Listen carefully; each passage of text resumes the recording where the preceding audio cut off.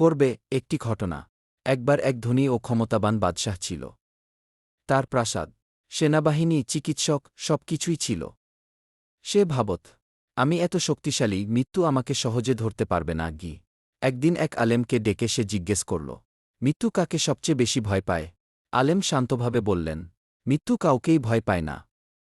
আল্লাহ বলেন, অর্থাৎ প্রত্যেক প্রাণী মৃত্যুর স্বাদ গ্রহণ করবে গে।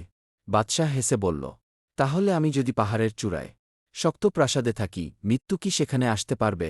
আলেম বললেন, যদি আপনার সময় এসে যায় তাহলে সেখানেই আসবে গি। কিছুদিন পর বাদশাহ হঠাৎ অসুস্থ হয়ে পড়ল।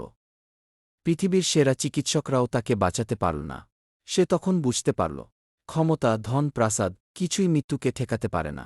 মৃত্যুর আগ মুহূর্তে সে কাঁদতে কাঁদতে বলল, হায়, যদি আরেকটু সময় পেতাম, আল্লাহর পথে ফিরে যেতাম গে। কিন্তু সময় আর ছিল না। শিক্ষা, মৃত্যু নিশ্চিত, সময় শুধু অজানা। ধনী গরিব, রাজা ভিখারি, সবার জন্য এক। আজ যে বেঁচে আছি সেটাই আল্লাহর দেওয়া সুযোগ। মৃত্যু মনে রাখলে পাপ কমে, ঈমান শক্ত হয়।